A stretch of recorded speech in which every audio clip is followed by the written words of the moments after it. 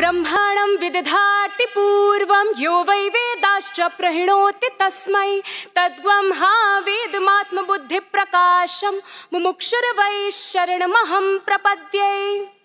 विश्व की सांस्कृतिक राजधानी काशी, भगवान श्री राम की जन्मभूमि अयोध्या और श्री कृष्ण के तेज से स्वरूपित मथुरा की मिट्टी को लेकर मैं आप सभी के समक्ष अपने हृदय से उपस्थित हुई हूँ, उत्तर प्रदेश का प्रतिनिधित्व करते हुए। और यहाँ उपस्थित सभी आदरणीय एवं माननीयों के पांव लागतानी और देश की शिराओं में संचारित सभी युवा श्रोणित के हमार सादर नमस्कार।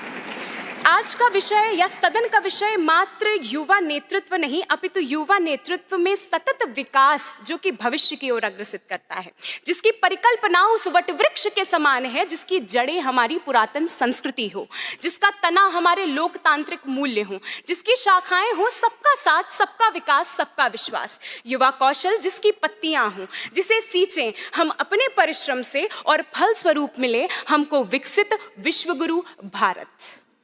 चूंकि युवाओं की कोई एक स्पष्ट परिभाषा नहीं अपितु तो एक परिदृश्य अवश्य है। वो युवा जो संजीवनी पर्वत लाने में अदम्य साहस रखे, जो गोवर्धनधारी बनकर मर्यादा पुरुषोत्तम सी रक्षा करे, लक्ष्मीबाई का युद्ध, नंगेली का समर्पण, पद्मिनी का आत्मसम्मान, सीता का संयम, झलकारी के दायित्व के साथ आदि गुरु श्री शंकराचार्य, रामानुजाचार्य, माधवाचार्य, निम्बारकाचार्य, पंचम मूल जगत गुरु श्री कृपालु जी महाराज का ब्रह्म तत्व ज्ञान हो।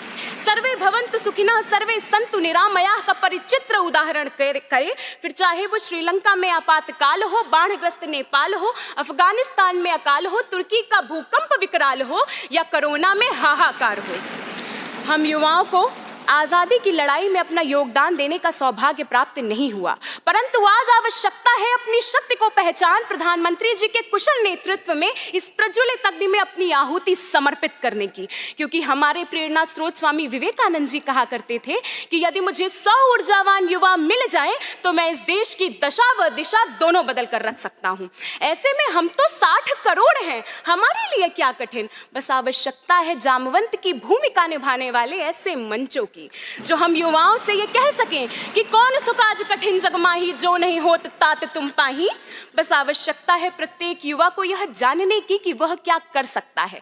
जिस भी युवा को अध्यात्म में रुचि हो वो धर्म का प्रचार करे, शास्त्रों से परिपक्व युवा सरोजिनी नायडू बनकर भारतीय संस्कृति को विदेशों में परिचित्रित करे, तकनीक जानने वाला युवा अब्दुल कलाम बने, IIT NIT से पढ़ने वाला छात्र नासा के लिए नहीं अपितु इसरो के लिए काम करे।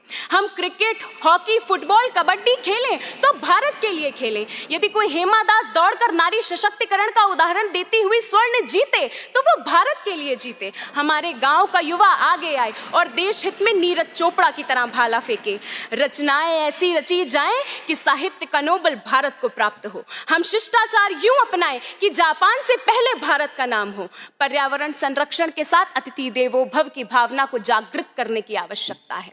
जो युवा दौड़ सकता है वो दौड़े, जो चल सकता है वो चले और जो रेंग सकता है वो रेंगे, परंतु अपने कर्तव्य का निर्वहन अवश्य करे और सिंह की गर्जन की भांति नेतृत्व क्षमता के साथ। इसी के साथ मैं युवाओं का आह्वान करना चाहूंगी कि उठो जवान देश की वसुंधरा पुकारती, उठो जवान देश की वसुंधरा पुकारती, ये देश है पुकारता, पुकारती मां भारती। धन्यवाद, जय हिंद।